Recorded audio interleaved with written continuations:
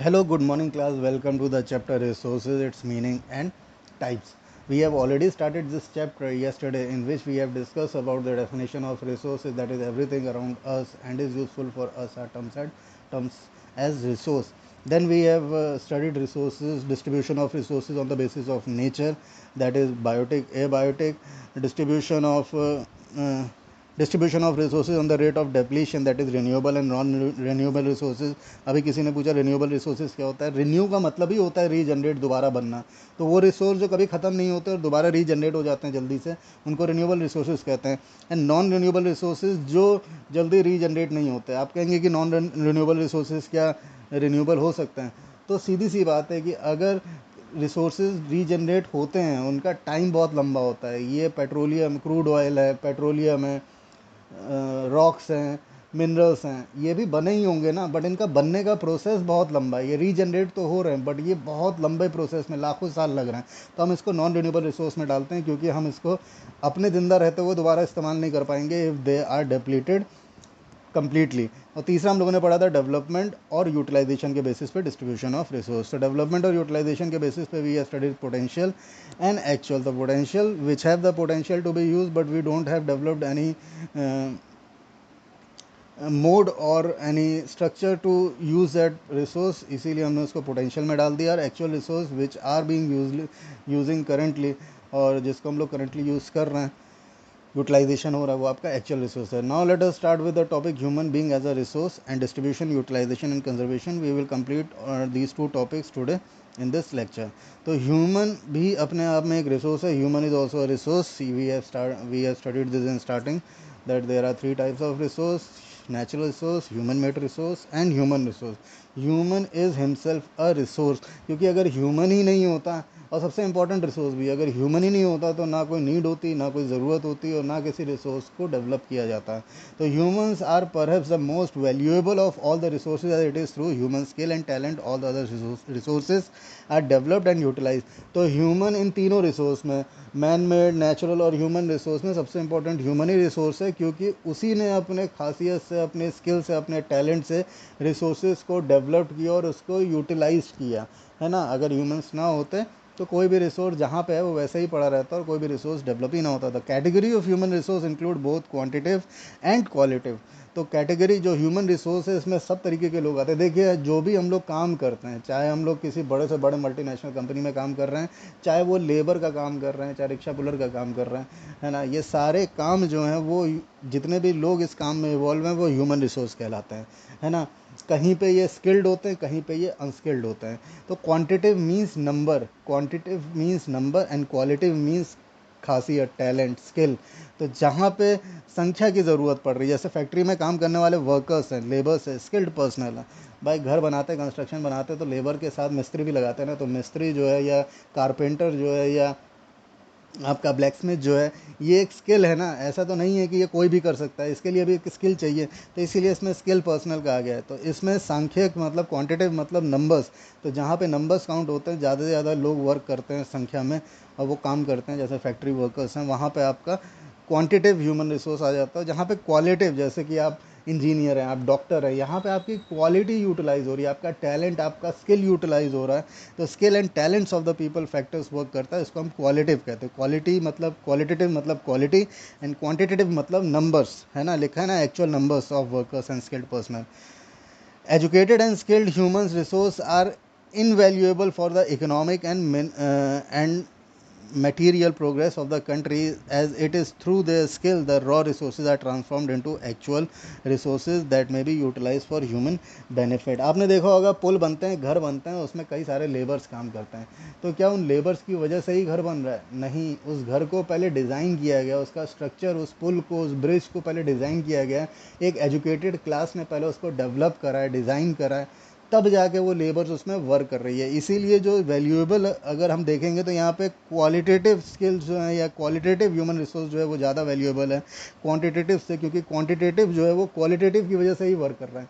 एक लेबर इसीलिए काम कर पा रहा है क्योंकि एक इंजीनियर वो घर या वो बिल्डिंग या वो ब्रिज बनवा रहा है, इसीलिए लेबर को काम मिला है। तो इसीलिए वो क्या कह रहा है, educated and skilled human resource are invaluable for the economic and material progress of the country. तो किसी भी कंट्री की मटेरियल प्रोग्रेस और आर्थिक प्रोग्रेस के लिए जो है आपका एजुकेटेड और स्किल्ड ह्यूमन रिसोर्स ज़्यादा वैल्यूएबल होता है।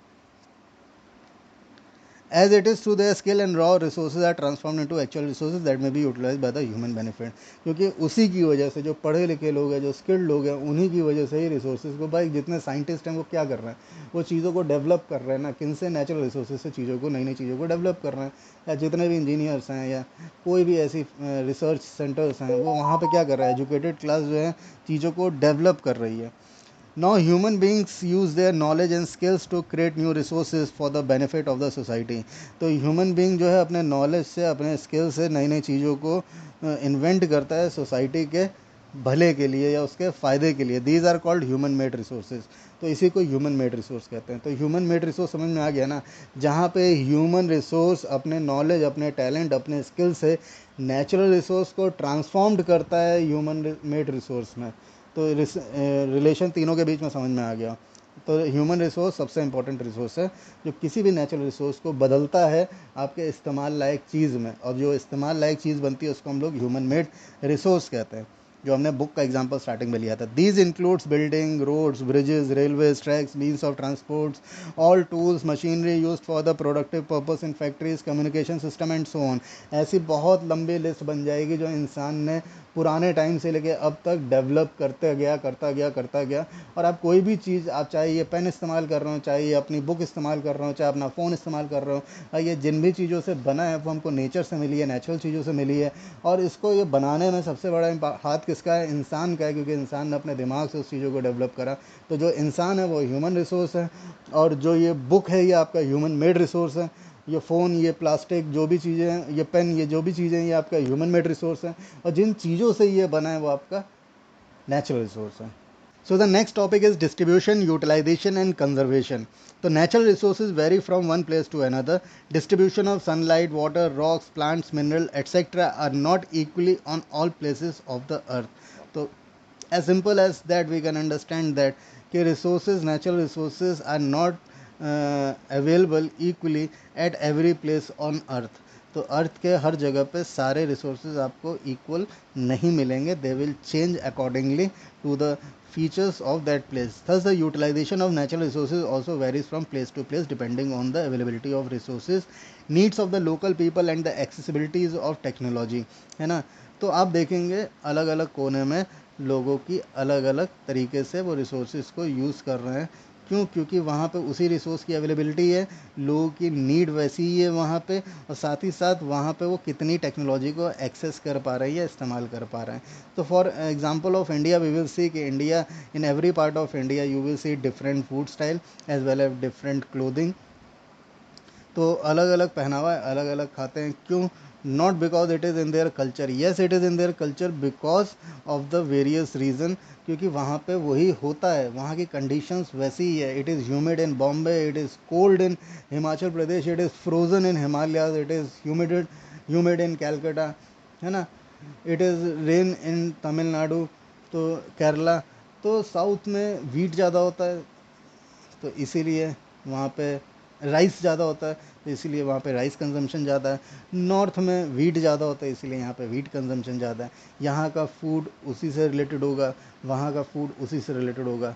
जहाँ पे टेम्परेचर्स ह्यूमिड है वहाँ पे कॉटन का कंजम्पशन ज़्यादा है, तो वहाँ पे कॉटन होता है, तो उन्होंने कॉटन से ही डेवलप कर लिया कॉटन क्लोथ। आप बॉम्बे में देखेंगे तो ह्यूमिडिटी ज़्यादा है, तो इसीलिए कॉटन सबसे ज़्यादा प्रेफर किया जाता है। कोलकाता में कॉटन सबसे ज़्यादा प्रेफर किया जाता है। बट इन हिमालयाज़ और in north where there is low temperatures, वहाँ पे तो कॉटन नहीं अवेल कर सकता ना, तो वहाँ पे वूलन का कंजम्पशन ज़्यादा है ना। तो इसी वजह से हर पार्ट में अलग अलग तरीके से कंजम्पशन है। उन्होंने उसी रिसोर्सेज को डेवलप करा अपने नीड के हिसाब से, और नीड एवरी पार्ट की चेंज होती गई रिसोर्सेज की अवेलेबिलिटी के हिसाब से, एक्सेसिबिलिटी ऑफ टेक्नोलॉजी के हिसाब से। भाई जहाँ पे जो टेक्नोलॉजी थी उन्होंने उसी टेक्नोलॉजी की मदद से वहाँ पे जो रिसोर्सेज थे उन रिसोर्स को अपनी ज़रूरत के हिसाब से डेवलप कर दिया, क्योंकि उनको उस रिसोर्स की ज़रूरत थी। तो सिंपल वो कह रहा है कि हर रिसोर्स हर जगह पे मौजूद नहीं मिलेगा आपको, नेचुरल रिसोर्स हर जगह पे मौजूद नहीं मिलेगा, जो जहाँ पे जैसा है we utilise that resource according to them. Example के लिए the desert region where water is scanty, scanty means negligible, बहुत कम होता है डेजर्ट रीजन में पानी। Conservation of water resource is very important unlike places located near the river bank. तो वहाँ पे कहीं पे भी कोई रिवर बैंक है तो वहाँ पे वाटर को कंजर्व करना बहुत ज़रूरी है, लेक के फॉर्म में या किसी भी चीज़ के फॉर्म में वाटर को कंजर्व करना बहुत ज़रूरी है, क्योंकि वहाँ पे वाटर की अवेलेबिलिटी बहुत लो है, बट वाटर की रिक्वायरमेंट तो होगी ना। Those who are living in desert और near desert needs water as you need water, so they have to conserve water. So how this the process of conservation is done and what is sustainable development we will study in the next topic. I hope you will understand what is human resource, what are natural resource, what are human made resource, how they are related to each other, the distribution of resource on the basis of nature, on the stage of development of utilization, on the basis of the rate of depletion. So thank you class, meet you in the next lecture, that is conservation of resources and sustainable development.